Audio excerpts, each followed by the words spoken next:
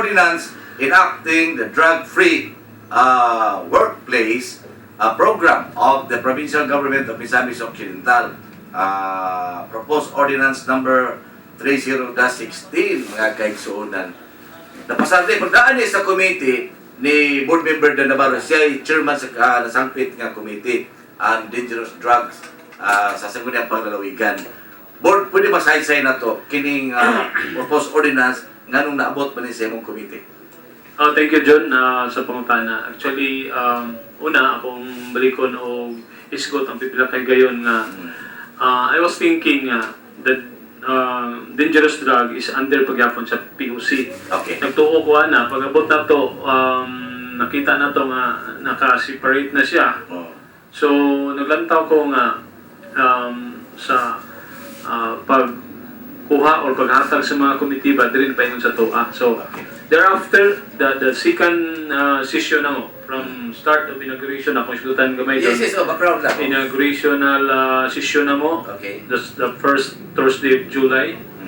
Dayon, the second session na din na mo, that was July 14. Okay. So, it so happened nga, okay. Sa inaugural session ni gisigutan na mo. Okay. Actually, John, nakuha na to ni sa inaugural session na itong komitiba, then humana na ni ibisita to ang governor dito, ni hantag sa mensahe para namo during the time. Moto nga naapod tayo sila tinguha o plano, the same sa itong plano. Muna nga, kining ordinansa, nga kagahapon lang yun na paluyuhan, halos majority ang paluyuhan na napasag yun. So, dito nga time, atong time good, with the time nga nag-visit si governor, nag-close door me for this particular nga ordinansa. Okay. Tungod kay, actually, tanawin mo, Kuya John, from civil service down to the ILG, ang balaod na to sa 9265, matawag na to nga, 9165 I mean, is existing very active nga ordinansa. Balaod. So, mo nang niskutan na mo, ni-come up me the same. Ang ni-come up nga, idasok ni nga ordinansa tungod og tumong para sa kayuhan, not just only for the provincial government of Misamis Occidental, also for the family members of affected or victim nga mga users. Mao na naghayo sa mi, mo'y akong kasing-kasing nga mahimo ni, mao na if I count the days, nadawat na mo ni 14 kunya na approve na mo ni series dun ang crops ordinance. Gitawag na tong mga Okay, paspas kayo yun? paspas kay ako ang gilantaw lagi no, ako din lang po nako i-preempt whatever idea nga nasa inyong nauna, but one thing akong gilantaw, we go back sa lungsod sa Clarin. I'm also one of the sa public safety nako nga committee. Yeah. Sa konsyal po ko, mao sa niya mo ang fight. So ako ang pasabot nga pag-abot na ko sa probinsya, mao sa akong gitinga. Salamat ko with all the support of our governor, the all board members, new set of board members, nakita po na ako nga they are very supportive. Yeah. So, kuyog sa ito ang Vice Governor. So, muna nga, nag-start siguro, di ko masayo, 14 July, we have series of crafting this ordinance for this, straight yun na, huldi-huldi, dayon. Committee meeting, yes. Kuyog na to, ang mga legal officers sa probinsya, ato ang mga HR, ang mga civil service nga provincial nga office, tanan ng mga resource person, ato ang doktor nga accredited sa DOH, tanan. Ato ang mga taga-rehab, tanan, kumplito yun. Kanya, napato yung mga resource person niya. Nalipay ko nga, sa pagkadlaw na nahanay yun, hantod nga ni come up tas public hearing. So sa public hearing, nakita na to, nanalay gamay kay mga insertions. So, ato ang gihimong insertions, then ato din ipaluapan after public hearing, nakahimong tawag insertions pila kabok, based sa mga good observations sa ato ang mga head of offices, mo na nga ni-come up ta nga nakumpleto siya, nakumpleto ang ordinansa. So, nalipay ko kay in the first place, tinawag na, Kuya John, when it comes to talking about drugs, usahay hesitant ang pipila. But ako during ako nakita na ni, na-foreseen ako ni, well, our beloved President Rodrigo Duterte, nakita na ko nga sa iyang programa, ang tanan nahiuyon og nanggawas og nagtinguha sa the same nga tinguha sa atong presidente, that will be real ka ng transformation of every member of the family that affect victim of the drugs. Mo na kung nakita napasayon ni siya tungod kay ang tanan, we're willing to support the program as well as this ordinance in particular. So mo ni nahitabo Kuya John nga ni come up me na nindot nga resulta wala ka-active sa kabulan as Right, mas kayo, no? aptan kay ako ang ilang taon, it's urgent in terms of national issues. Yeah. Kanya nakita na to, it's an horrible thing or horrible situation we have when we see these numbers na gathered through sa knock and plead or tokhang sa Binisaya, tokhang yo, kita na mong inani ang reality. So kung nakita gali, ikamaps ko na nga looy kay LGU, even cities dili kakaya pag cope up sa programa para maayudahan ng mga tawhana. Although nagtanaw po ko sunod aning ordinansa na to support sa matag cities and municipalities, the same with ako ang member, ako ang kauban colleague Tito Dicina nga nag-una-una po siya kay they have their own experience in the city of Tangub. Yes. But balikan na to sa ordinansa. Kuya John. Kauban sa committee mo? Yes, ako ang committee vice chair. Kita mo yung chairman. Ako ang committee vice chair is Attorney Lel Blanco. Okay. Dayon members na to. Board member Stephen T. Okay. Then we have also member Lutz Cabaho and also member Tito Dicina. Okay. So, only naglangkob sa committee. Most of the time sa itong committee, 100% ang attendance, nakita na itong momentum sa desire of every member of this committee. Kung nakita na mo ang every desire for all the itawag na to, ng mga department heads nga, walay sense of objection, opposition with the ordinance. They are all very happy and willing to make this ordinance, the proposed ordinance, be passed and approved. One ang gabi, kaloy sa Ginoo, we have passed and approved with kanang majority, or I think all board member present are happy nagsuporta mo na nga sa desisyon na approve si Vice Governor or pag-desisyon. All are happy, nakapakpak to tanan, nagpasalamat sa mga ordinansa.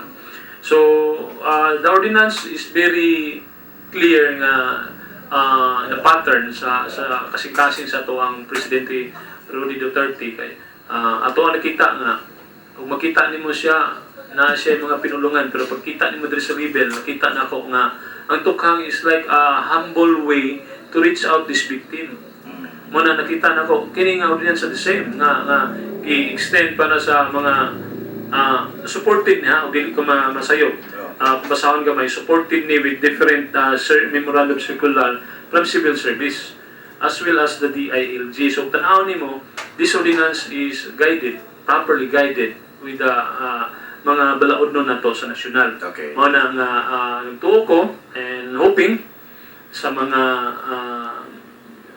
kanabang nakabalo kung sa kahimtang nila, di kan easily approach the possible nga mga tuang working team with ani.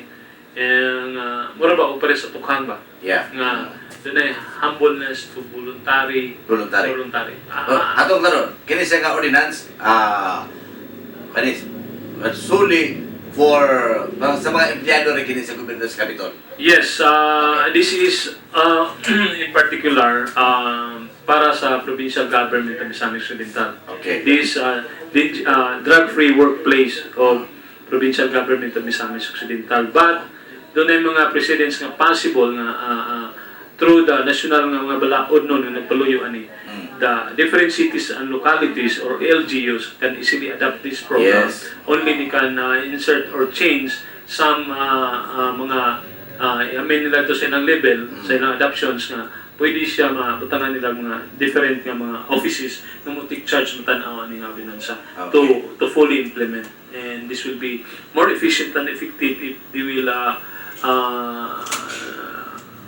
do some resolution to support this ordinance sa ilang level. Okay. So, kabalo ko ay naminaw o makapaminaw na ito ng mga empleyado ko sa gobyerno, labi sa Kapitolyo, kaya kini director sa Kapitolyo.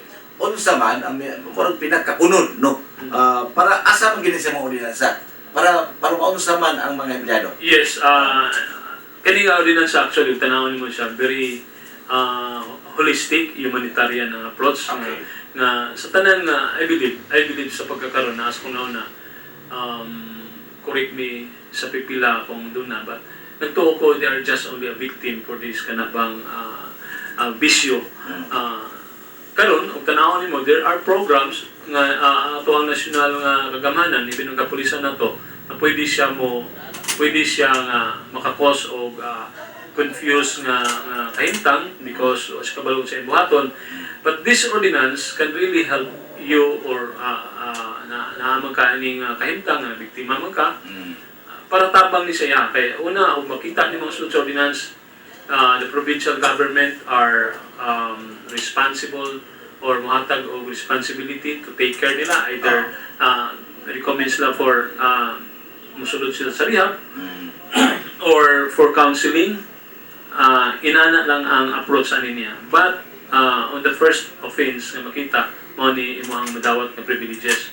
Okay. But doon na siya medyo pagka-kuan kay kaduha na doon na nay ang possibilities nga mga consequences nga madawat niya. Okay. So, murag buti pasabot nga ang tanang mga empleyado, kung mahimo lang ang tanang empleyado sa Kapitolyo karon mo submit gyud voluntarily sa ilang kaugalingon para sa example drug testing.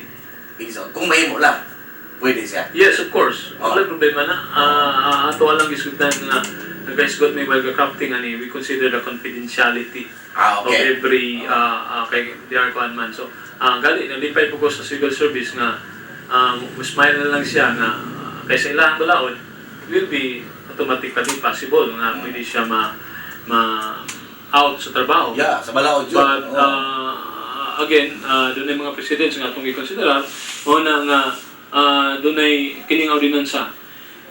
It's look like ang inahan para sa pamilya naghatag sa konsiderasyon. O sa kabutang lang, we need to cooperate and participate. The good program of our governor as well as the program of our good president na inani ang ato ang wanang himuon is just to participate and consider and heartily nga naadyan mo yung humbleness to volunteer kung gikinahanglan.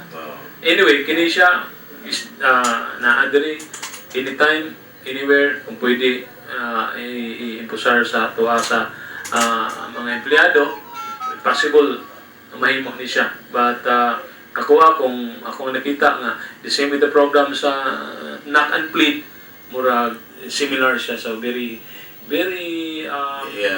tawanon kayo. kawanon kayo. Tawanon kayo. So, example, kung namin nagkaroon board ang atong empleyado, minor na sila, no? Basta mahadlok sila ba nga, uy, yung drug testing na mo, drug test mo rather, nga makita mi nga positive. Di mahadlok sila, positive niya, wala mong trabaho, mawagtang na hindi, o unsa ba? Actually, muna siya nga, muna isgutan una, muna nga with the support of our source person from the civil service. There are provisions diri nga amo gyud gikonsiderar nga dili sila mahimo nga Malangkot. matipis na yun, malangkot na yun. But we give a chance mo tong yung Tabangan sila.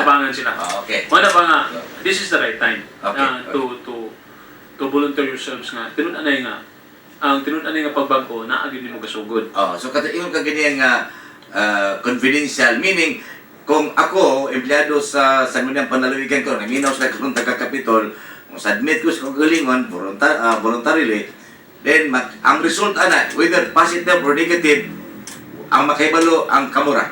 Possible, yes. So dili na ikaw na publiko. Yes, dili publiko. Dili ba publiko? Amo na nag-iskutan. Even dito sa mga Okay. possible ang makabalo, number one, lang department heads lang. O Okay. siya mismo. Then si gobernador. O si gobernador. Makaibalo. That team working ani nga ordinansa. Okay. So dili HR na to in particular, Ayan. sila may makabalo. So, ang result, dili pwedeng ibaniog sa No. tibok kalibutan nga. Wala. Ang result sa among kan karon mao ni 20 Wala. kabog si so and so positive o negative wala na. Okay, okay. Makita ni mga ordinansa nga sa first offense niya, very kwan kay siya kanang humanitarian kayo. Mhm. But sa kabutang lang, if matanawan na to nga i-abuse, there will be a consequence for the following na mga offenses nga makita na to, in particular na empleyado. Okay. So, Okay, so naba po sa inyong ordinansa nga example, mapositive. Na mapositive ang usa ka empleyado, diyan siya mapakutanos lang nga kamo ni magbuot nga mingon nga yes, ihaba na o dili there riha. will be assessment team for to submit the recommendations Okay. to the ato ang HRMDO with atong gihatagaan og gahom nga makabaluan ni to finalize the decision i-submit pag dito ni Governor nga kini nga mga recommendations either i-confine siya to the rehabilitation or just naara siya diri sa outside siya but agi siya o proper counseling program okay na yung mga programa na nila. Nga, kung ang assessment team ingon nga kini sang empleyado kay positive nga medyo usa level 1 ba ana nga kinahanglan i-rehab yon unsa may mura og problema sa usa ka empleyado siya bay mo gasto unsa ba dayon na siya samtang nag-rehab siya for many months pila ka months wa siya sweldo unsa man. Well, ako gingon na kini siya ordinansa is very holistic humanitarian approach. Actually gihatag sa ato na appropriation para dili lang sa sila in particular din sa rehab. Kita mo ni-extend lang sa mo provide nila sa ilahang responsibilities dito in terms of obligation financial dito sa rehab kani mga tawanan gi-undergo rehab. Ang gobyerno mo bayad. Yes. Oh. Pero Okay. minimal lang. Ato ang yangyo po nato ang pipila ka mga agency within the umbrella of the PGMO na masabtan ni tungod kay inana kasing-kasing sa tong gobernador, inana Yes. kasing sa to ang mga opisyalis. Mhm. So, the same with kuan kanang malagi akong gitan-aw diri sa Bibel sa barangay nga kuan lang kanang you just cooperate and kanang makikuyog mo sa pagka ma-transform in the first place nga atong i-consider in this program, in this ordinance, all users are just only victims. Okay. So at least